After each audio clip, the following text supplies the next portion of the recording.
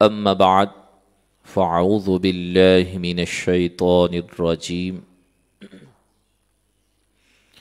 بسم الله الرحمن الرحيم تبارك الذي بيده الملك وهو على كل شيء قدير صدق الله العظيم قال الله تبارك وتعالى في شان حبيبه إن الله وملائكته يصلون على النبي يا أيها الذين آمنوا صلوا عليه وسلموا تسليما اللهم صل على سيدنا ومولانا محمد وبارك وسلم الصلاة والسلام عليك يا سيدي يا رسول الله وعلى آلك وأصحابك يا حبيب الله الحمدللہ اللہ تبارک و تعالیٰ کے فضل اور کرم سے آج کے ہمارے درس قرآن کا آغاز سورہ ملک ہے۔ سورہ ملک مکہ مکرمہ میں نازل ہوئی، 2 رکوع 30 آیات مبارکہ ہیں۔ اس سورہ مبارکہ کا نام سورہ ملک کیوں ہے؟ اس کی کئی وجوہات کہ ملک، سلطنت اور بادشاہت کا اس کا ذکر ہے، اس کے اندر اسی مناسبت سے سورہ ملک کہا گیا۔ اس کو سورہ تبارک بھی کہتے ہیں، چونکہ اس کی ابتدا لفظ تبارک سے ہوئی۔ یہ سورہ مبارکہ عذاب قبر سے نجات دینے والی، عذاب سے بچانے والی اور عذاب کو روکنے والی ہے، اس لیے اس کو سورۃ واقعہ، سورۃ مانعہ اور سورۃ منجیہ بھی کہتے ہیں۔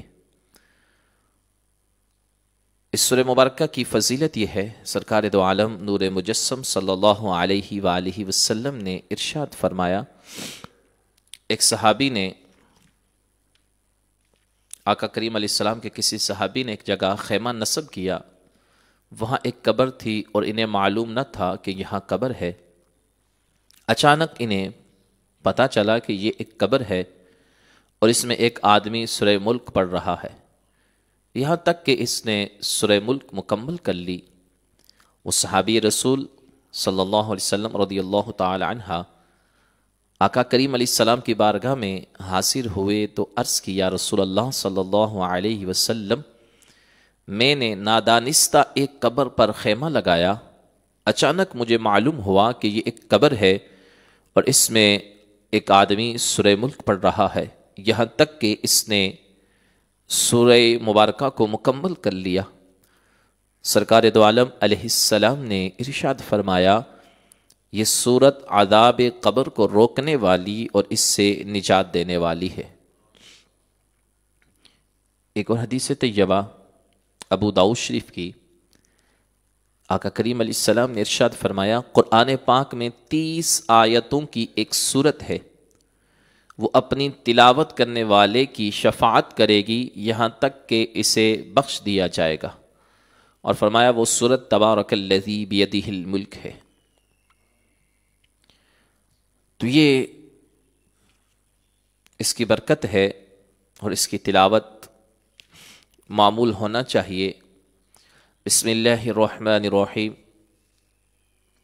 تبارک الذی بیدہ الملک، بڑی برکت والی ہے وہ ذات جس کے قبضے میں ساری بادشاہی ہے۔ فرمایا وہ رب بڑی برکت والی ہے، ساری بادشاہت، ساری حکمرانی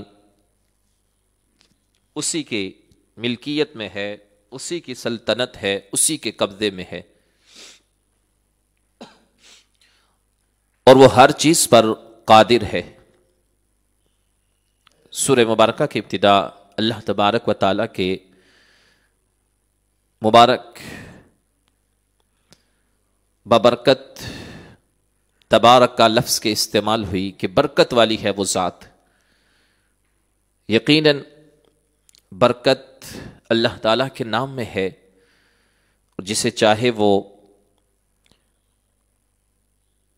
عطا فرمائے اور جس سے چاہے وہ روک لے۔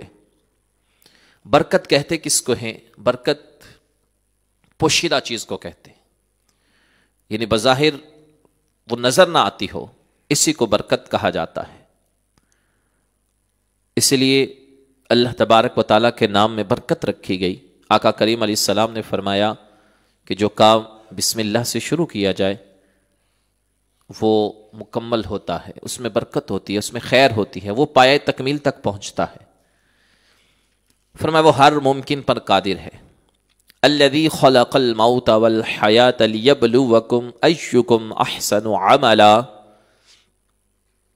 وہ جس نے موت اور زندگی کو پیدا کیا تاکہ تمہاری آزمائش کرے کہ تم میں کون زیادہ اچھے عمل کرنے والا ہے۔ وَهُوَ الْعَزِيزُ الْغَفُورُ، اور وہی بہت عزت والا، بہت بخشنے والا ہے۔ فرمایا وہ رب ہے، وہی ذات ہے جس نے موت اور زندگی کو پیدا کیا۔ موت اور زندگی کو پیدا کیا اس لیے تاکہ تمہاری آزمائش ہو، کون تم میں سے زیادہ اچھے اعمال کرتا ہے۔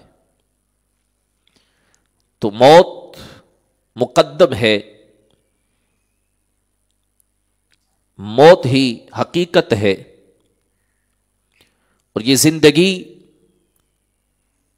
آزمائش ہے۔ دنیا میں ہمارا آنا آزمائش کے لیے ہے کہ کون اس دنیا میں آ کر اللہ تبارک و تعالی کی اطاعت اور فرما برداری کرتا ہے، کون مخلص ہو کر شریعت کے تابع ہو کر عمل پیرا ہوتا ہے، اور کون اللہ کی نافرمانیاں کر کے اپنے لیے آخرت کے لیے تباہی اور بربادی کا ایندھن جمع کرتا ہے۔ یاد رکھیے یہی حقیقت ہے کہ دنیا عمل گاہ ہے۔ موت کا مقصد اور زندگی کا مقصد رب نے بیان کر دیا کہ آزمائش ہے۔ اچھے عمل کون کرتا ہے؟ بندے کا ہر عمل اللہ تعالیٰ کی رضا اور شریعت کے مطابق ہونا چاہیے، یہی زندگی کا مقصد ہے۔ وہ لوگ جو مقصد حیات کو بھولے بیٹھے ہیں انہیں غور کرنا چاہیے، یہ دنیا عیش و عشرت اور نافرمانیوں کے لیے نہیں بنی، یہ اللہ تعالیٰ نے موت اور زندگی کو پیدا کیا ہے تو آزمائش کے لیے کہ کون اللہ کے حضور اچھے اعمال لے کر پیش ہوتا ہے۔ ایکم احسن عملا، کہ تو کون تم میں سے زیادہ اچھے عمل کرتا ہے۔ جو جتنے اچھے اعمال کرے گا اخلاص کے ساتھ، للہیت کے ساتھ، رب اسے اتنا ہی مقام عطا فرمائے گا، عزتیں عطا فرمائے گا، عظمتیں عطا فرمائے گا۔ اور جو برے اعمال کریں گے پھر ان کا انجام برا ہوگا۔ تو یاد رکھیے یہ دنیا محض کھیل تماشا ہے۔ وَمَا هَٰذِهِ الْحَيَاةُ الدُّنْيَا إِلَّا لَهْوٌ وَلَعِبٌ، فرمایا یہ دنیا صرف کھیل و تماشا ہے، یہ دنیا کھیل کود ہے۔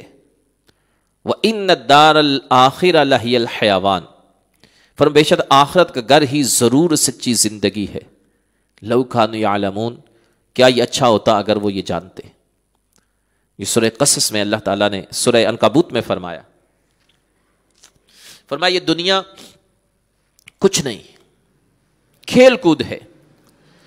اصل زندگی اور سچی زندگی جو ہے وہ آخرت کی زندگی ہے، دائمی ہے، حقیقی زندگی ہے۔ فرمایا کیا ہی اچھا ہوتا اگر یہ لوگ جانتے کہ دنیا اور دنیا کی ساری چیزیں یہ اللہ تعالیٰ نے انسان کی خدمت کے لیے پیدا کیے ہیں۔ هو الذی خلق لکم ما فی الارض جمیعا، سب کچھ اللہ نے حضرت انسان کی خدمت کے لیے پیدا کیا ہے، اور انسان کو وما خلقت الجن والانس الا لیعبدون، اپنی عبادت اور اپنی معرفت کے لیے پیدا کیا جنوں اور انسانوں کو۔ انسان کائنات کے لیے نہیں ہے، انسان دنیا کے لیے نہیں ہے، انسان اللہ کی عبادت اور معرفت کے لیے پیدا کیا گیا۔ اور دنیا انسان کی خدمت کے لیے پیدا کی گئی کہ یہ انسان اس سے نفع اٹھائے اور اپنے رب کا شکر ادا کرے. پھر ارشاد فرمایا الذی خلق سبع سماوات طباقا، وہ جس نے ایک دوسرے کے اوپر 7 آسمان بنائے.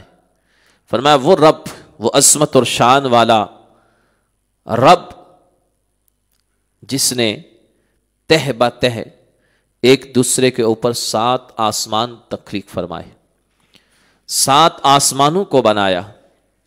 ہر آسمان دوسرے کے اوپر کمان کی طرح ہے، اور دنیا کا آسمان زمین کے اوپر گنبد کی طرح ہے. ایک آسمان سے دوسرے آسمان تک کئی سو سال کا فاصلہ ہے. فما ترى فی خلق الرحمن من تفاوت، اے بندے تو رحمان کے بنانے میں کوئی فرق نہیں دیکھے گا. فرمایا اللہ کی تخلیق میں کوئی فرق اور عیب نہیں دے پائے گا. تو رب کی قدرت کی کاریگری، اس کی قدرت کے شاہکار ہی پاؤ گے. فرجع البصر، پس تو نگاہ اٹھا کر دیکھ، هل ترى من فطور، کیا تجھے کوئی رخنا نظر آتا ہے؟ رب نے فرمایا آسمان اور کائنات میں غور کر کے دیکھ، کوئی رخنا، کوئی عیب، کوئی غیر مناسب شے تیرے کو نظر آتی ہے؟ نگاہ اٹھا کے دیکھو، غور کرو. اس آیت مبارکہ میں رب نے دعوت فکر دی ہے انسان کو کہ غور کرو، ڈھونڈو کہ تمہیں رب کی تخلیق میں کوئی رخنا، کوئی عیب، کوئی کمی، کوئی غیر مناسب شے نظر نہیں آئے گی. پھر فرمایا ثم ارجع البصر کرتین، پھر دوبارہ نگاہ اٹھا کر دیکھ.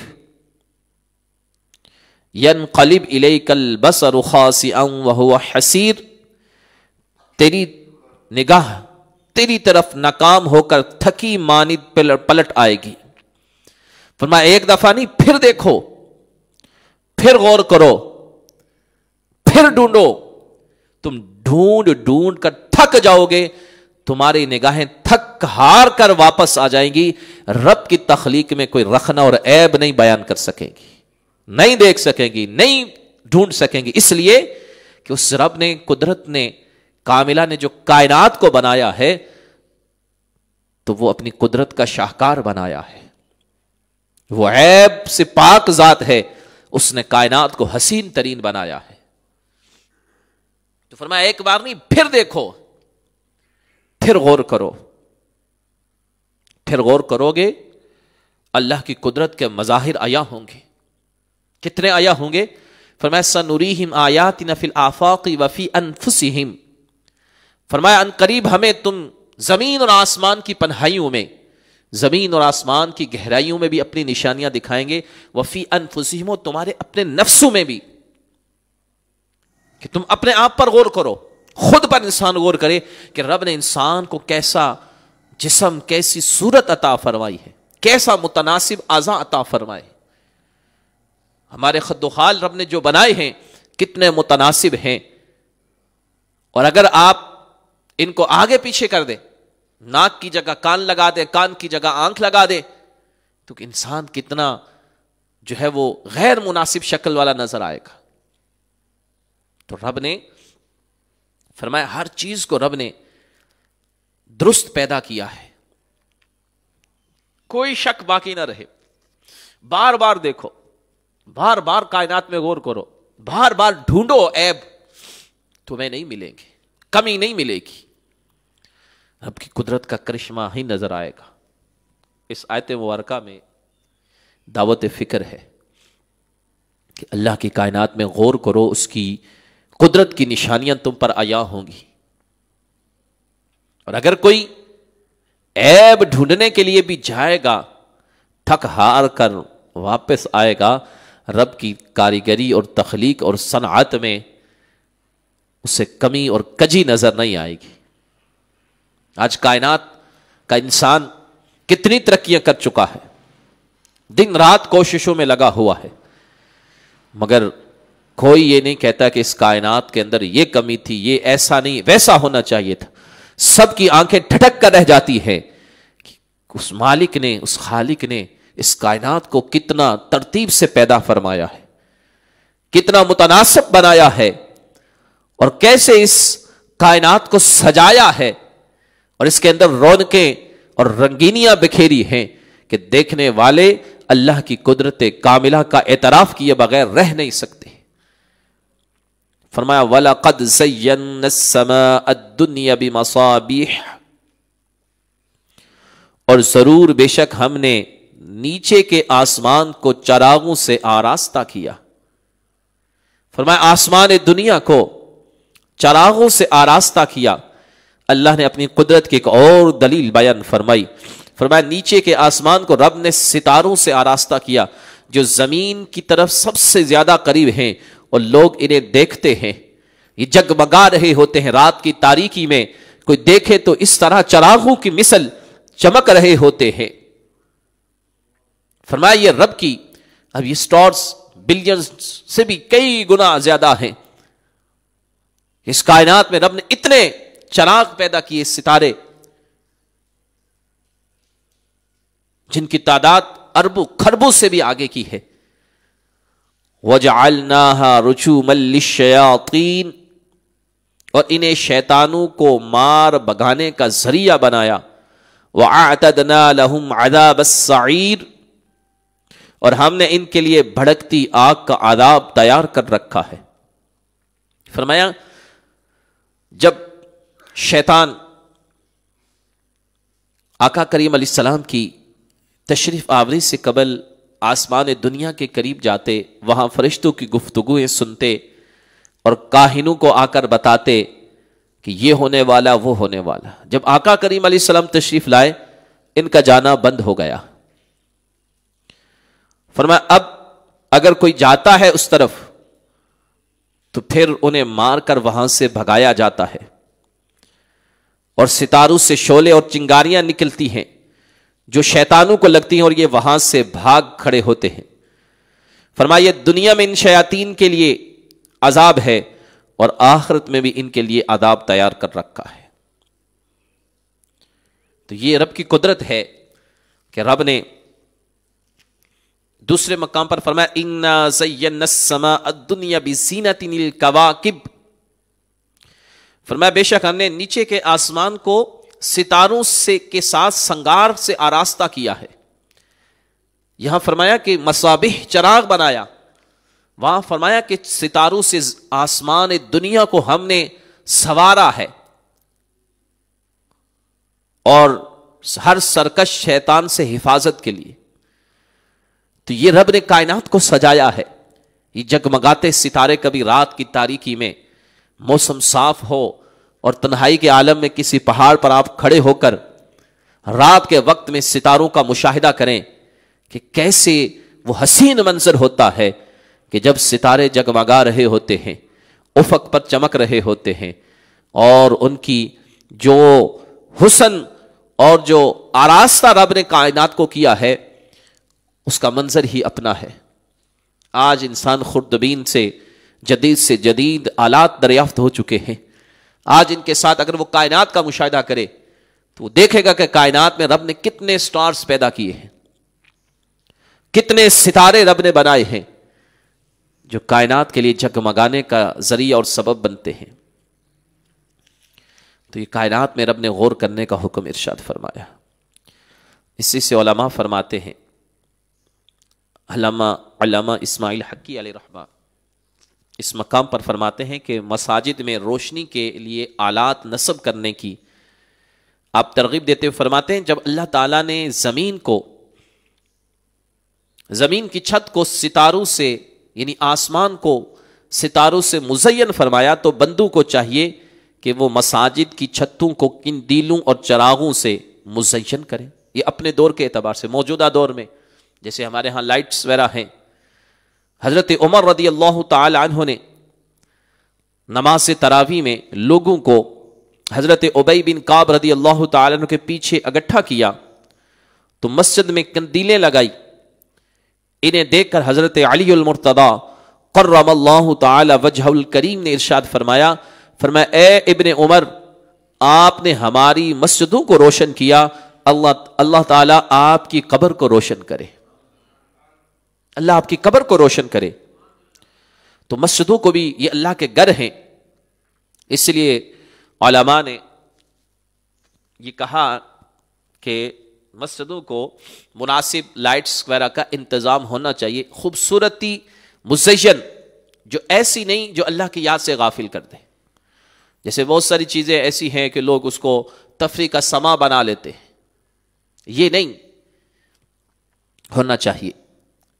پھر ارشاد فرمایا وَلِلَّذِينَ كَفَرُوا بِرَبِّهِمْ عَذَابُ جَهَنَّمْ، اور جنہوں نے اپنے رب کے ساتھ کفر کیا ان کے لیے جہنم کا عذاب ہے، وَبِئْسَ الْمَصِيرُ، اور کیا ہی وہ برا ٹھکانہ ہے.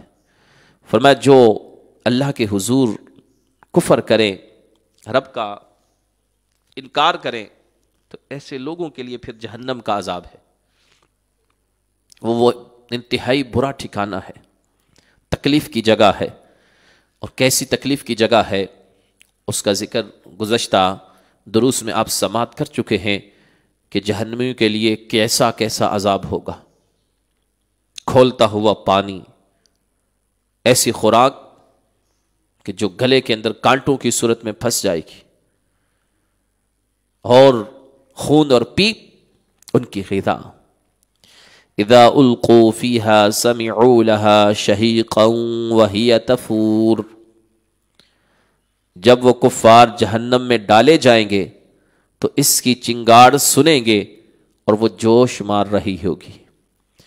فرمایا جہنم کے اندر جب کافروں کو ڈالا جائے گا تو بھڑکتی ہوئی آگ میں جس طرح لکڑیاں ڈالی جاتی ہیں اور اس سے گدھے کی سی آواز کی طرح خوفناک چنگاریں جہنم کی سنائی دیں گی. اور فرمایا اس وقت جہنم جوش مارتی ہوگی، جیسے پانی ہنڈیا میں جوش مارتا ہے اور اس کی آواز آتی ہے، اس طرح جہنم کی آگ کے اندر جوش ہوگا. پھر فرمایا تکاد تمیز من الغیظ، معلوم ہوتا ہے کہ غضب سے پھٹ جائے گی. فرمایا جہنم ایسے جوش میں ہوگی، ایسی غضبناک ہوگی کہ لگتا یوں ہے، معلوم یوں ہوتا کہ وہ پھٹ جائے گی. کلما القی فیہا فوج سألہم خزنتها الم یأتکم نذیر، جب کبھی کوئی گروہ اس میں ڈالا جائے گا تو اس کے دروغہ ان سے پوچھیں گے کیا تمہارے پاس کوئی ڈر سنانے والا نہیں آیا تھا. فرمایا جب گروہوں کو جہنم میں ڈالا جائے گا تو دروغہ جہنم ان سے پوچھے گا کہ بتاؤ کیا تمہارے پاس کوئی ڈر سنانے والا نہیں آیا تھا، تمہارے پاس کوئی حق کا پیغام دینے والا نہیں آیا تھا. وہ پوچھا جائے گا. قالوا بلا قد جاءنا نذیر، وہ کہیں گے کیوں نہیں، بے شک ہمارے پاس ڈر سنانے والے تشریف آئے ڈر سنانے والے، انہوں نے دعوت حق دی. فَكَذَّبْنَا وَقُلْنَا مَا نَزَّلَ اللَّهُ مِن شَيْءٍ، پھر ہم نے انہیں جھٹلایا اور ہم نے کہا کہ اللہ نے کوئی چیز نہیں اتاری. ان انتم الا فی ضلال کبیر، تم تو بڑی گمراہی میں ہی ہو. تو وہ کہیں گے کہ ڈر سنانے والے آئے مگر ہم نے جھٹلایا، انکار کیا. ہم نے کہا کہ رب نے کوئی وحی نازل نہیں کی، رب نے کوئی حکم تم پر نہیں اتارا، تم کھلی گمراہی میں ہو. یہ دنیا میں ان کا طرز عمل رہا اور اسی وجہ سے اب جہنم ان کا ٹھکانہ ہوگی. تو جیسے انبیاء کرام علیہم السلام تشریف لائے، لوگوں کو ڈر سنایا، احکام پہنچائے، اللہ کے غضب سے ڈرایا، مگر کچھ لوگ نہ مانے، جھٹلایا، انکار کیا، تکبر کیا. تو پھر قیامت کے دن پتہ معلوم ہوگا وَقَالُوا لَوْ كُنَّا نَسْمَعُ أَوْ نَعْقِلُ مَا كُنَّا فِي أَصْحَابِ السَّعِيرِ، وہ کہیں گے اگر ہم سنتے یا سمجھتے تو دوزخ والوں میں سے نہ ہوتے۔ اس وقت اگر سن لیتے، سمجھ لیتے، مان لیتے تو آج ہمارا یہ انجام نہ ہوتا۔ فَاعْتَرَفُوا بِذَنبِهِمْ، تو اب انہوں نے اپنے گناہ کا اقرار کیا۔ فَسُحْقًا لِأَصْحَابِ السَّعِيرِ، تو دوزخیوں کے لیے پھٹکار ہو۔ فرمایا اب گناہ کا اعتراف کریں گے، ہاں ہم نے نہیں مانا، ہم ہی غلط تھے۔ فرمایا اب اپنے گناہوں کا اقرار کریں گے۔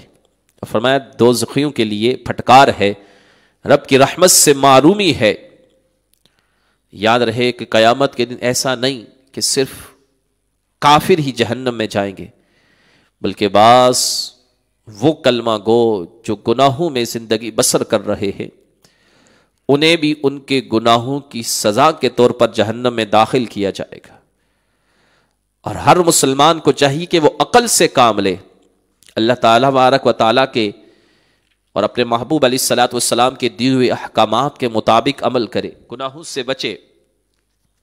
ایسا نہ ہو کہ قیامت کے دن پھر عذاب نار کا شکار ہو جائے، اور اس وقت پچھتاوا کسی کام نہیں آئے گا۔ آج اگر بچ جائیں گے گناہوں سے تو اللہ کی رحمت سے جہنم سے بھی بچ جائیں گے، اور وہاں اقرار کرنا یہ کام نہیں آئے گا۔ آج دنیا میں اگر اقرار کر لیں گے، اپنے گناہوں کا اعتراف کر کے اللہ کے حضور توبہ کر کے رجوع کر لیں گے تو بخشش کا سامہ ہے۔ پھر ارشاد فرمایا ان الذين يخشون ربهم بالغیب لهم مغفرة واجر کبیر، بے شک جو لوگ بغیر دیکھے اپنے رب سے ڈرتے ہیں ان کے لیے بخشش اور بڑا ثواب ہے۔ بن دیکھے رب سے ڈرنا یہ بہت بڑی دولت ہے۔ قیامت کے دن دیکھ کر تو سارے کافر نبیوں کو بھی مانیں گے، آخرت کو بھی مانیں گے، جنت اور دوزخ کو بھی مانیں گے، سب کچھ مانیں گے۔ دیکھ کر ماننا کسی کام نہیں آئے گا، وہاں ماننا پھر یہ قابل قبول نہیں ہوگا۔ بن دیکھے فرمایا جو رب سے ڈرے تو اس کے لیے رب کی طرف سے بخشش بھی ہے اور بڑا ثواب بھی ہے۔ بن دیکھے رب کے عذاب سے ڈرنا، اور رب کے عذاب سے ڈرنا کتنی بڑی دولت ہے۔ فرمایا من خشی الرحمن بالغیب، کہ جو رحمان سے بن دیکھے ڈرے، وجاء بقلب منیب، اور رجوع کرنے والا دل لے کر آیا قیامت کے دن، کہ جو رحمان سے ڈرے، بن دیکھے ڈرے، اللہ کے عذاب سے بن دیکھے ڈرے، اور رجوع والا سلامتی والا دل لے کر آیا تو کیا ہوگا؟ ادخلوها بسلام، ان سے فرمایا جائے گا سلامتی کے ساتھ جنت میں داخل ہو جاؤ، سلامتی کے ساتھ جنت میں داخل ہو جاؤ۔ ذالک یوم الخلود، یہ ہمیشہ کے رہنے کا دن ہے، پھر وہ جنت میں ہمیشہ کے لیے رہ جائے گی۔ جو بن دیکھے رب کے عذاب سے ڈرے، رب کی پکڑ سے ڈرے، رب کے غضب سے ڈرے، جہنم سے ڈرے، اور سلامتی والا دل لے کر رجوع کرنے والا، اللہ کی طرف رجوع کرنے والا۔ بزرگان دین، اولیاء کاملین کے واقعات ہم پڑھتے ہیں، وہ بن دیکھے رب کے عذاب سے کیسا خوف۔ حضرت عثمان غنی رضی اللہ تعالیٰ عنہ، جنہیں آقا کریم علیہ السلام نے کئی مرتبہ جنت کی بشارت عطا فرمائی، آپ کی سیرت میں آتا ہے کہ جب کسی قبر کے پاس سے گزرتے تو آپ پر ہیبت طاری ہو جاتی، خوف طاری ہو جاتا، اور فرماتے یہ آخرت کی منزلوں میں سے پہلی منزل ہے، جو یہاں کامیاب ہو گیا اگلی منزلوں میں بھی کامیاب ہو جائے گا، اور جو یہاں ناکام ہو گیا اس کے لیے آگے بھی بربادی ہے۔ جنہیں حضور علیہ السلام نے بار بار جنت کی خوشخبری دی، جنہوں نے جنت کا سودا فرمایا، پھر بھی ایسا خوف اور ہیبت طاری۔ حضرت علی المرتضیٰ رضی اللہ تعالی عنہ کے بارے میں آتا ہے، نماز کا وقت آتا تو آپ پر عجیب کیفیت طاری ہو جاتی، پوچھا گیا تو فرمایا احکم الحاکمین کی بارگاہ میں کھڑا ہونے کا وقت آ گیا ہے. وہ لوگ جن کے جنتی ہونے کی آقا کریم علیہ السلام ضمانتیں عطا فرماتے، خوف خدا کا یہ عالم ہے ان پر، ایسی ہابت تیری ہوتی ہے. اور آج کا مسلمان بے عمل، دین سے دور، وہ جنت اور دوزخ کے مذاق اڑاتے ہیں. رب کے عذاب کے حوالے سے وہ معمولی اسے سمجھتے ہیں اور طرح طرح کی باتیں کرتے ہیں. رب کا خوف نہیں، رب کی غضب اور اس کی پکڑ کا خوف نہیں ہے. ایسی باتیں کہہ جاتے ہیں کہ الامان والحفیظ. تو بن دیکھے جو رب سے ڈرے، رب اسے بخشش و مغفرت عطا فرماتا ہے. جہنم کو دیکھ کر تو سارے ڈریں گے، سارے توبہ کریں گے، سارے کہیں گے مولا اب نہیں، لیکن وہاں کسی کام نہیں آئے گا. اسی لیے مومنین کی صفت ہے یؤمنون بالغیب، بن دیکھے ایمان لاتے ہیں. میرے محبوب علیہ السلام نے فرما دیا، اللہ کا فرمان آ گیا، بس ہمارا یقین محکم ہے. وَأَسِرُّوا قَوْلَكُمْ أَوِ اجْهَرُوا بِهِ، اور تم اپنی بات آہستہ کہو یا آواز سے. إِنَّهُ عَلِيمٌ بِذَاتِ الصُّدُورِ، بے شک وہ دلوں کی بات خوب جانتا ہے. فرمایا تم آہستہ بات کہو یا آواز سے کہو، بلند آواز کہو. رب دلوں کی باتوں کو بھی خوب جانتا ہے. وہ باتیں جو تم منہ پر لاتے بھی نہیں، صرف خیالات میں سوچتے ہو، تمہارے دل میں ہے، رب انہیں بھی جانتا ہے. رب سے کوئی چیز مخفی نہیں ہے. اس کا شان نزول یہ ہے کہ حضرت عبداللہ بن عباس رضی اللہ تعالی عنہ فرماتے ہیں مشرکین رسول کریم علیہ السلام کے بارے میں باتیں کیا کرتے.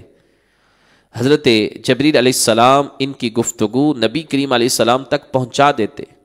اس پر مشرکین نے آپس میں کہا کہ چپ کے باتیں کیا کرو تاکہ محمد صلی اللہ علیہ وسلم کا خدا سن نہ پائے.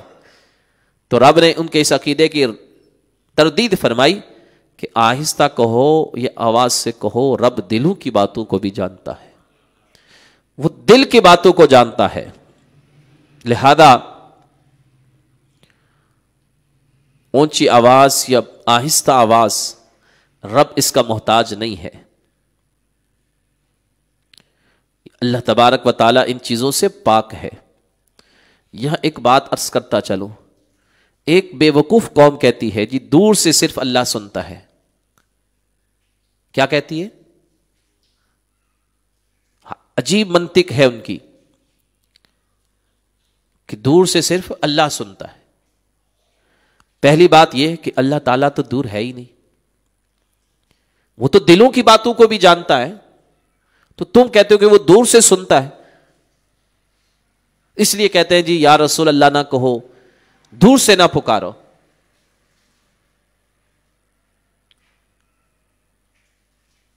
تو کافر کہتے تھے آہستہ باتیں کرو، اونچی بات سے نہیں کرو، سن لے گا محمد صلی اللہ علیہ وسلم کا خدا. رب نے فرمایا رب دلوں کی باتیں بھی جانتا ہے. رب تو سینے کے اندر آنے والے خیالات اور دماغ کے اندر آنے والے اوہام کو بھی جانتا ہے. اور پھر رب اپنے محبوبوں کو شانے کیا عطا فرماتا ہے کہ حضرت سلیمان علیہ السلام نے 3 میل سے دور چونٹی کی آواز سن لی. یہ تو اللہ والوں کی شان ہے، اللہ کی عطا سے. فرمایا الا یعلم من خلق، کیا جس نے پیدا کیا وہ نہیں جانتا؟ وَهُوَ اللَّطِيفُ الْخَبِيرُ، حالانکہ وہی ہر باریکی کو جاننے والا بڑا خبردار ہے. فرمایا جو تمہیں بنانے والا، پیدا کرنے والا ہے، کائنات کو بنانے والا ہے، وہ کچھ نہیں جانتا؟ کیسی عقل سے عاری بات تم کرتے ہو. رب ہر چیز کو جانتا ہے، ہر شے رب پر آیا ہے. فرمایا ہر باریکی کو جاننے والا ہے اور سب سے زیادہ خبر رکھنے والا ہے. رب ازل سے ہر چیز کو، ہر شے کو جانتا ہے. اس کا علم ازلی ابدی ہے اور ہمیشہ سے وہ جانتا ہے. ایسا نہیں ہے جیسے بعض گمراہ لوگوں کا یہ عقیدہ ہے کہ کہ معاذ اللہ جب کوئی کام ہو جاتا ہے پھر رب کو خبر پہنچتی ہے. فرمایا ایسا نہیں. بعض لوگ ہیں ایسے. تو فرمایا جو پیدا کرتا ہے وہ سب جانتا ہے, اور سب سے بڑا خبردار وہ ہے, وہ ازل سے ہر شے کو جانتا ہے, کوئی بھی اس سے مخفی نہیں, باریک سے باریک شے بھی اس پر عیاں ہے. هو الذی جعل لکم الارض ذلولا, وہی ہے جس نے تمہارے لیے زمین کو تابع کر دیا. فامشوا فی مناکبہا, تو تم اس کے راستوں پر چلو. وَكُلُوا مِن رِزْقِهِ, اور اللہ کے رزق سے کھاؤ. وَإِلَيْهِ النُّشُورُ, اور اسی کی طرف اٹھنا ہے. فرمایا وہی رب ہے جس نے پہلے آسمان کی بات کی کہ آسمان کو سجایا, اب زمین کی بات کی کہ زمین تمہارے لیے مسخر فرما دی. فرمایا زمین پر راستوں پر تم چلتے ہو, اور اللہ تعالیٰ نے تمہارے لیے زمین سے رزق کا اہتمام فرمایا. تو اللہ کے دیے ہوئے رزق سے کھاؤ, اور یاد رکھو لوٹنا اسی کی طرف ہے, پلٹنا اسی کی طرف ہے. اللہ تبارک و تعالیٰ نے زمین کو بھی مناسب طور پر نرم فرمایا اور انسان کے لیے تابع فرمایا. اس میں کنویں کھود سکتا ہے, چشمے جاری کرنا, نہریں بنانا, مکانات, عمارتیں, کھیتی باڑی, باغبانی کرنا ممکن ہو جائے. اور اگر زمین ساری کی ساری پتھر کی طرح ٹھوس ہو جاتی یا لوہے کی طرح, تو گرمیوں میں انتہائی گرم ہوتی, سردیوں میں انتہائی ٹھنڈی ہو جاتی, اس پر چلنا دشوار ہو جاتا. یہ اللہ کی قدرت ہے کہ انسان کے لیے ایسی زمین بنائی کہ جو گرمیوں میں ٹھنڈی ہو جاتی ہے, سردیوں میں زیر زمین حصہ گرم ہو جاتا ہے. کبھی آپ مشاہدہ کریں زمین سے نکلنے والے پانی کا, گرمیوں میں وہ ٹھنڈا ہوتا ہے اور سردیوں میں وہ پانی گرم نکلتا ہے. یہ اللہ کی قدرت ہے. اس نے زمین کو انسان کے لیے تابع بنایا, اس پر چلنا بھی اور اس پر کھیتی باڑی کرنا, ہر طرح کا رزق کا حصول ممکن بنایا. پھر زمین کی اپنی خاصیات, زمین کی تہیں اور زمین کے اندر رکھی جانے والی معدنیات, یہ سب اللہ تبارک و تعالیٰ کی قدرت کاملہ کی دلیل ہے کہ زمین کے اندر رب نے انسان کے لیے بہت کچھ رکھا ہے. فرمایا زمین تمہارے تابع کر دی. اب انسان زمین سے کتنے نفع لے رہا ہے. آج تیل, گیسیں اور نہ جانے کتنی معدنیات زمین سے نکل رہی ہے. یہ اللہ تعالیٰ نے انسان کے لیے تابع فرمایا زمین کو. فرمایا لیکن ذہن میں رکھو زمین تمہارے تابع ہے, رزق کھاؤ بھی, لیکن لوٹنا رب کی طرف ہے. یہ ذہن میں رکھو, یاد رکھو, کیونکہ اس دنیا کی زندگی کا حساب دینا ہے. رزق کیسے حاصل کیا, کہاں سے کیا, کیسے کمایا, کہاں خرچ کیا, سب کا صحیح حساب دینا ہے. حدیث طیبہ میں آیا 5 سوالوں کے جواب دیے بغیر ابن آدم کو ایک قدم بھی ہلنے نہیں دیا جائے گا. پہلا اس کی عمر کے بارے میں پوچھا جائے گا, کہاں گوائی, جوانی کے بارے میں. تیسرا فرمایا اس سے پوچھا جائے گا مال کہاں سے کمایا. چوتھا خرچ کہاں کیا, اور 5واں علم پر عمل کتنا کیا. تو لوٹنا رب کی طرف ہے, ہر عمل کا جواب دینا ہے. پھر فرمایا اَأَمِنْتُم مَّن فِي السَّمَاءِ أَن يَخْسِفَ بِكُمُ الْأَرْضَ فَإِذَا هِيَ تَمُورُ, کیا تم اس اللہ سے بے خوف ہوگے جس کی سلطنت آسمان میں ہے,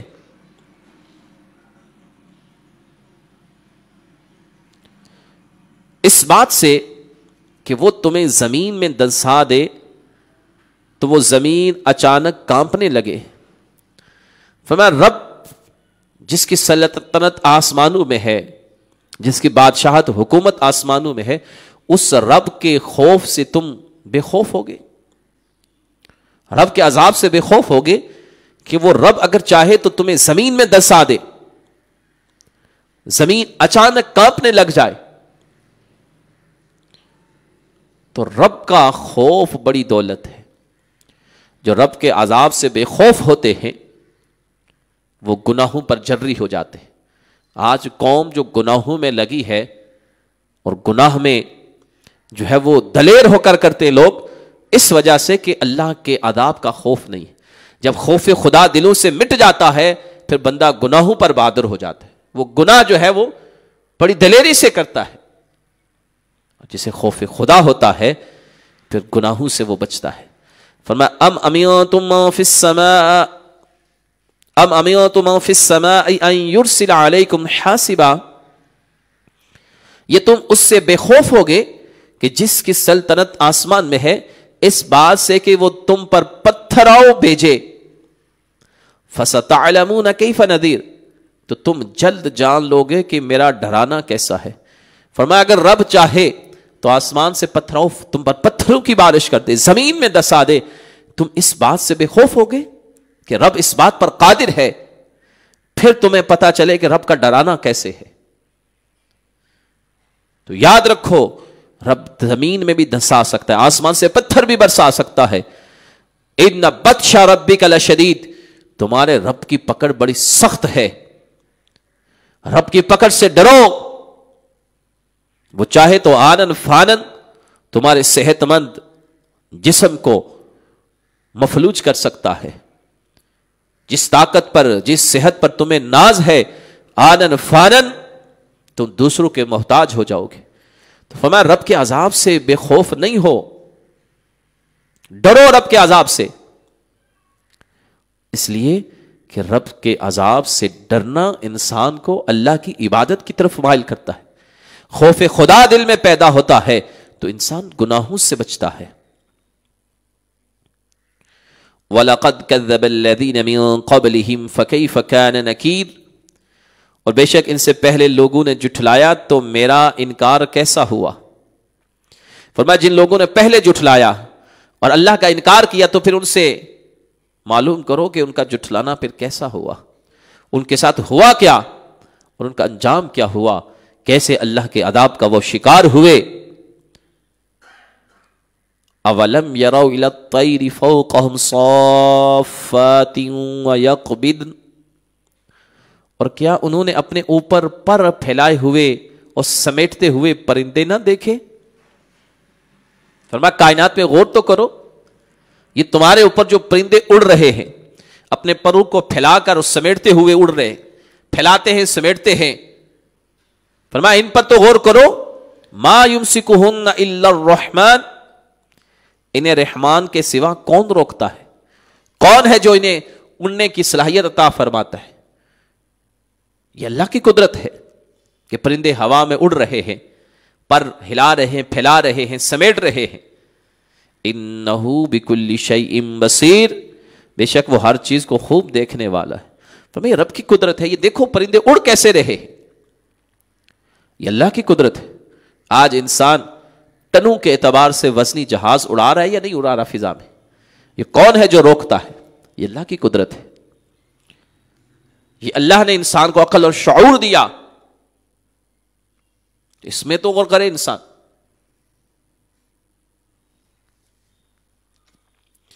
امن ھذا الذی ھو جند لکم ینصرکم من دون الرحمن، یا وہ کون سا تمہارا لشکر ہے جو رحمان کے مقابلے میں تمہاری مدد کرے گا۔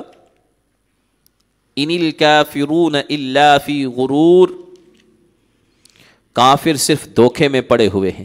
فرمایا ہے کوئی لشکر تمہارے پاس جو اللہ کے مقابلے میں تمہاری مدد کرے گا؟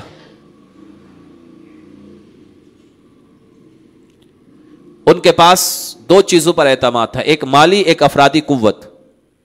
کہتے ہیں ہم بڑے مالدار ہیں، ہمارے پاس لوگ بھی زیادہ ہیں۔ تو رب نے فرمایا کوئی ایسا لشکر ہے جو رب کے مقابلے میں تمہاری مدد کرے گا اور رب کے عذاب سے تمہیں بچا سکے گا؟ فرمایا کافر دھوکے میں پڑے ہیں۔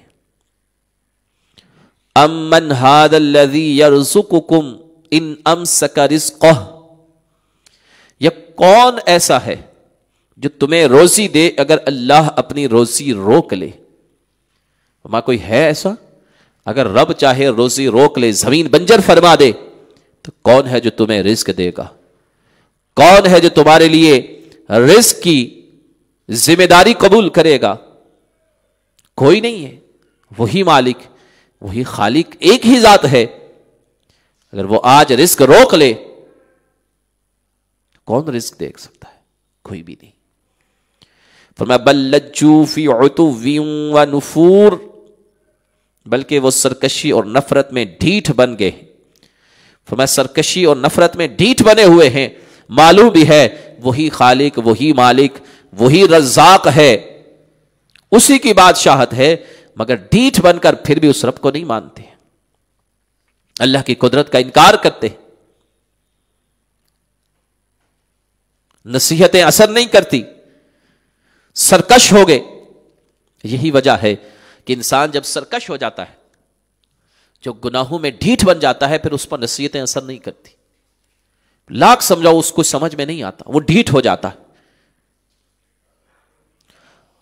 افمن یمشی مکبا علی وجہہ اہدی امن یمشی سویا علی صراط مستقیم. تو کیا وہ جو اپنے منہ کے بل اوندا چلے وہ زیادہ راہ پر ہے، یا وہ جو سیدھی راہ پر سیدھا چلے؟ فرمایا جو اوندا ہو کر چلتا ہے وہ صحیح راستے پر ہے، یہ جو سیدھا ہو کر صراط مستقیم پر چلتا ہے. اللہ تعالیٰ نے مومنین اور کافروں کا حال بیان کیا.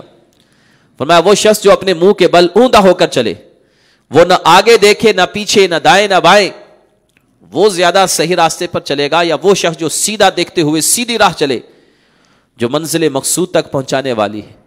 تو یقیناً جو سیدھی راہ پر سیدھا ہو کر چلے گا اور دائیں بائیں سے بچتا ہوا صراط مستقیم پر چلے گا، وہی منزل تک پہنچے گا. تو اس مثال میں اللہ تعالیٰ نے یہ بیان کیا کہ کافر گمراہی کے میدان میں سرگرداں پھرے جاتے ہیں، نہ منزل ہے، نہ کوئی راستہ ہے، نہ کوئی مقصد ہے. اور مومن کی آنکھیں کھلی ہیں، وہ رائے حق کو دیکھتا ہے، حق کو پہچانتا ہے اور حق کے راستے پر چلتا ہے. اس لیے آنکھیں کھلی کر کے، آنکھیں کھول کے ہمیں صراط مستقیم پر چلنا ہے. دائیں بائیں سے ہم نے بچنا ہے، گمراہیت سے، گناہوں سے بچ کر سیدھی راہ چلنی ہے. قل هو الذی انشأکم، تم فرماؤ وہی ہے جس نے تمہیں پیدا کیا. وجعل لکم السمع والابصار والافئدہ، اور تمہارے لیے کان اور آنکھیں اور دل بنائے. قلیلا ما تشکرون، تم بہت کم شکر ادا کرتے ہو. فرمایا وہی رب ہے مشرکو جس نے تمہیں پیدا کیا، تمہارے کان بنائے، تمہاری آنکھیں بنائی، تمہارے دل بنائے، تاکہ تم نصیحت حاصل کر سکو. آنکھیں اس لیے بنائی کہ رب کی بنائی ہوئی چیزوں کو دیکھو، اس کی وحدانیت پر جو دلالت کر رہی ہیں. دل اس لیے بنائے کہ غور و فکر کر کے اللہ کی وحدانیت کا اقرار کرو. لیکن فرمایا تم ان اعضاء سے کام نہیں لیتے، کفر اور شرک میں مبتلا ہو گئے. تو فرمایا تم بہت کم شکر ادا کرتے ہو. حقیقت ہے انسان بہت کم جو ہے وہ شکر ادا کرتا ہے. آج ہم غور کریں، اللہ نے ہمیں جو بینائی عطا فرمائی، کتنی بڑی دولت. اندھوں سے پوچھو. سماعت عطا کی، کتنی بڑی دولت. بہروں سے پوچھو، ان سے پوچھو. صحت کتنی بڑی دولت، جو مستر مرگ پر پڑے ہیں اپنا ہاتھ بھی نہیں ہلا سکتے. ان سے پوچھو. قوت گویائی کتنی بڑی اللہ کی نعمت ہے، جو ایک لفظ بھی اپنے منہ سے بول نہیں سکتے. یہ اللہ نے ہمیں اعضاء عطا فرمائے، یہ دل، یہ کان، یہ آنکھیں، یہ زبان، یہ اعضاء، یہ صحت. تو ہمیں ان کا شکر ادا کرنا چاہیے، اللہ کے حضور شکر ادا کرنا چاہیے. قل هو الذی ذرأکم فی الارض والیہ تحشرون، تم فرماؤ وہی ہے جس نے تمہیں زمین میں پھیلایا اور اسی کی طرف تمہیں اکٹھا کیا جائے گا. فرمایا وہی رب ہے جس نے زمین میں تمہیں پھیلایا. رب نے تمہاری زبانیں، رنگ، مختلف لباس، شکلیں، صورتیں مختلف ہونے کے ساتھ زمین کے مختلف کونوں میں پھیلا دیا، اور پھر قیامت کے دن اعمال کے ساتھ حساب کے لیے سب کو اسی کی طرف لوٹ کر جانا ہے. یہ بھی اللہ کی قدرت ہے. رب نے پوری کائنات میں انسانوں کو بکھیرا ہے. کوئی کس علاقے سے تعلق، کوئی کس زبان کا بولنے والا، کسی کا کوئی جو ہے وہ انداز، شکل و صورت، لباس، گفتگو کے انداز، رنگ و صورتیں سب مختلف، مگر قیامت کے دن سب کو لوٹ کر اللہ کے حضور پیش ہونا ہے۔ اسی لیے فرمایا میرے محبوب علیہ السلام نے کہ رنگ و نسل کے سارے امتیازات آقا کریم علیہ السلام نے مٹا دیے۔ فرمایا کسی گورے کو، کسی کالے پر، کسی عجمی کو، کسی عربی پر، حجۃ الوداع کے موقع پر فرمایا کسی کو کوئی فضیلت حاصل نہیں ہے، فضیلت تقوی کی بنیاد پر ہے۔ کوئی علاقہ، کوئی رنگ، کوئی نسل، کوئی نسب، کوئی زبان یہ اہمیت نہیں رکھتی، انسان کا تقوی، خوف خدا اہمیت رکھتا ہے۔ مکہ اور مدینے میں رہنے والے بھی کافر تھے، مشرک تھے، اور حضرت بلال حبشہ سے آئے، حضرت صہیب روم سے آئے، حضرت حبیب یمن سے آئے، مسلمانوں میں صف میں شامل ہوگی۔ تو قومیت، علاقے، رنگ، نسل سے نہیں، حضور نے فرمایا اسلام، مسلمان ملت واحدہ ہے۔ مسلمان کسی علاقے سے، کہیں سے تعلق رکھتا ہو، سب آپس میں بھائی ہیں۔ وَيَقُولُونَ مَتَى هَذَا الْوَعْدُ إِن كُنتُمْ صَادِقِينَ، اور وہ کہتے ہیں یہ وعدہ کب آئے گا اگر تم سچے ہو۔ قیامت کے بارے میں کافر پوچھتے ہیں مذاق کرتے ہوئے کہ قیامت کی تم بات کرتے ہو، قیامت کے بارے میں خبر دیتے ہو، اگر سچے ہو تو بتاؤ قیامت کب آئے گی؟ فرمایا قل انما العلم عند اللہ، تم فرماؤ یہ علم تو اللہ ہی کے پاس ہے، وَإِنَّمَا أَنَا نَذِيرٌ مُبِينٌ، اور میں تو یہی صاف ڈر سنانے والا ہوں۔ فرمایا یہ رب کو معلوم ہے کب آئے گا، لیکن میرا کام تمہیں ڈر سنانا ہے اور تمہیں حق بیان کرنا ہے، وقت بتانا یہ ذمہ داری نہیں۔ اس لیے یاد رکھیے، بہت سارے لوگ اس آیت سے اس طرح کی بات کہتے ہیں کہ دیکھو جی حضور کو قیامت کا علم نہیں دیا گیا، یہاں علم دینے یا نہ دینے کی بات نہیں، بتانے کی بات ہے۔ تو یاد رکھیے آقا کریم علیہ السلام نے اتنی نشانیاں بیان فرما دی قیامت، کون سا سال ہوگا، کون سا دن ہوگا، کون سا وقت ہوگا، کون سا مہینہ ہوگا، سب آقا کریم علیہ السلام نے بیان فرما دی، لیکن فگر وہ بیان نہیں کیا۔ مہینہ بیان کر دیا، دن بیان کر دیا، وقت بیان کر دیا، لیکن سال بیان نہیں کیا کون سا سن ہوگا۔ فَلَمَّا رَأَوْهُ زُلْفَةً سِيئَتْ وُجُوهُ الَّذِينَ كَفَرُوا، پھر جب وہ اسے قریب دیکھیں گے تو کافروں کے منہ بگڑ جائیں گے۔ وَقِيلَ هَذَا الَّذِي كُنْتُمْ بِهِ تَدَّعُونَ، ان سے کہا جائے گا یہی وہ عذاب ہے جو تم مانگتے تھے۔ فرمایا قیامت جب قریب آئے گی اور دیکھیں گے تو پھر شکلیں بگڑ جائیں گی، چہرے سیاہ پڑ جائیں گے، وحشت اور غم کی وجہ سے صورتیں خراب ہو جائیں گی، تو فرشتے، جہنم کے فرشتے ان سے کہیں گے یہ وہ عذاب ہے جو مذاق کے طور پر تم مانگتے تھے کہ کب آئے گا کب آئے گا۔ فرمایا یہ وہ عذاب ہے جو تم مانگتے تھے۔ قل ارأیتم ان اہلکنی اللہ ومن معی او رحمنا فمن یجیر الکافرین من عذاب علیم، تم فرماؤ بھلا دیکھو تو اگر اللہ مجھے اور میرے ساتھ والوں کو ہلاک کر دے یا ہم پر رحم فرمائے تو وہ کون ہے جو کافروں کو دردناک عذاب سے بچا لے گا۔ کفار نبی کریم علیہ السلام اور صحابہ اکرام رضوان اللہ تعالی علیہم اجمعین کی وفات کی آرزو رکھتے کہ یہ فوت ہو جائیں۔ اللہ تعالیٰ نے فرمایا پہلے محبوب ان سے ارشاد فرمائیے کہ اگر بالفرض میں ہم جتنے بھی مومن ہیں ہمارے لیے تو دو اچھی چیزیں ہیں، ہم دو میں سے ایک منتظر ہیں۔ نمبر ایک، تمہاری آرزو کے مطابق اللہ تعالیٰ مجھے اور میرے صحابہ کو وفات دے دے تو اس میں بھی ہمارے لیے فائدہ ہے کہ ہم جنت میں چلے جائیں گے۔ نمبر دو، اللہ تعالیٰ تمہارے مقابلے میں ہماری مدد فرما کر ہم پر رحم فرمائے، ہماری عمریں دراز فرما دے. تو دونوں صورتوں میں فائدہ ہمارا ہے, دونوں صورتوں میں. لیکن تم بتاؤ کہ تمہیں اللہ کے عذاب سے کون بچائے گا؟ کفر کے سبب تم تو عذاب میں ضرور ہی مبتلا ہوگے. تو ہماری وفات سے تمہارا کوئی فائدہ نہیں.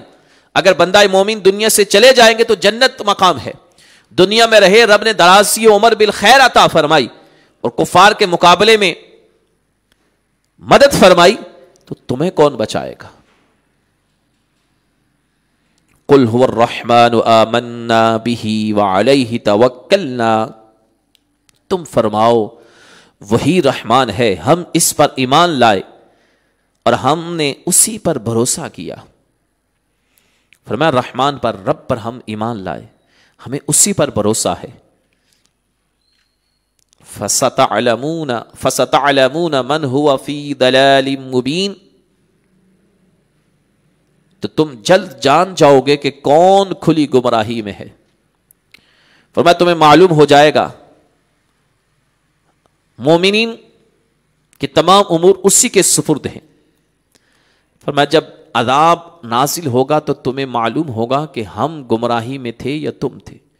اس بات کا فیصلہ ہو جائے گا جب عذاب الہی آئے گا. قل ارأیتم ان اصبح ماؤکم غورا, تم فرماؤ بھلا دیکھو تو اگر صبح کو تمہارا پانی زمین میں دس جائے, فمن یأتیکم بماء معین, تو وہ کون ہے جو تمہیں نگاہوں کے سامنے پانی بہتا ہوا لا دے. فرمایا اگر یہ زمین سے سارا پانی رب جذب فرما لے, کون ہے رب کے سوا جو تمہیں پانی لا کر بہتا ہوا لا کر دے؟ کوئی نہیں ہے. یہ رب کی قدرت ہے کہ اس نے زمین کے اندر پانی کا نظام بھی رکھا ہے. آج اگر پانی خشک ہو جائے زمین سے تو انسانی بقا ممکن نہیں ہے, کسی بھی روح کی بقا ممکن نہیں ہے بظاہر طور پر, کہ ہر چیز کا تعلق پانی سے ہے. چاہے وہ نباتات ہوں, چاہے وہ زراعت ہو, حیوانات ہوں, سب کو ہی پانی کی ضرورت ہے. تو فرمایا اگر رب پانی کو جذب فرما دے, زمین بنجر ہو جائے, اتنی گہرائی میں پہنچ جائے کہ ڈھول وغیرہ سے بھی ہاتھ میں نہ آ سکے, تو اللہ کے سوا کون ہے جو تمہیں تمہاری نگاہوں کے سامنے بہتا ہوا پانی لا کر دے گا کہ ہر ایک کا ہاتھ اس تک پہنچ جائے؟ یقیناً کوئی اور نہیں ہے, کوئی اور نہیں ہے جو ایسی طاقت اور قدرت رکھتا ہو. تو یہ اللہ کی شان ہے, یہ اللہ کی کرم نوازی. وہ رب پہاڑوں کی چوٹیوں پر بھی پانی کے چشمے جاری فرماتا ہے, پہاڑوں کے سینے چیر کر رب پانی جاری فرماتا ہے. بہتے ہوئے جھرنے اس کی قدرت کاملہ کا منظر پیش کرتے ہیں کہ اس رب نے ہر ایک کے لیے پانی بہت بڑی نعمت ہے. اتنی بڑی نعمت ہے ہم اندازہ کر لیں کہ ایک دن ہم پانی کے بغیر نہیں گزار سکتے. ہمیں قضاء حاجت کے لیے, اپنی طہارت کے لیے, انسانی جسم کے اندر پانی کی ایک مقدار لازمی ہے کہ اس کے بغیر انسان کے لیے زندگی محال ہو جائے, چوپایوں کے لیے زندگی محال ہو جائے. اس لیے پانی بہت بڑی نعمت ہے, اس کی قدر کرنی چاہیے. پانی کی قدر یقیناً ہمیں کرنی چاہیے. اور آقا کریم علیہ السلام نے یہاں تک کہ حدیث طیبہ کی روشنی میں بہتا ہوا پانی ہے تو اس میں بھی اسراف نہیں کرنا چاہیے. ہمارے ہاں لوگ پانی کی قدر نہیں کرتے, خصوصاً ہمارے شہر کراچی میں تو ویسے ہی کئی علاقوں میں تو پانی کی ایسی قلت ہے کہ لوگ دور دور سے پانی کینو وغیرہ میں بھر کے لاتے ہیں. تو پانی بہت بڑی اللہ کی نعمت ہے, اس کی قدر ضرور کرنی چاہیے. اللہ تعالی ہم سب کو اس نعمت کی قدر کی توفیق عطا فرمائے. الحمدللہ. سورہ ملک کا اختتام ہوا, درود پاک پڑھ لیجئے.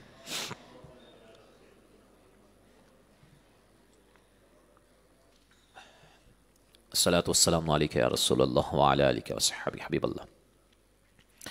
اگلی سورہ مبارکہ سورہ قلم مکہ مکرمہ میں نازل ہوئی، 2 رکوع اور 52 آیات مبارکہ ہیں۔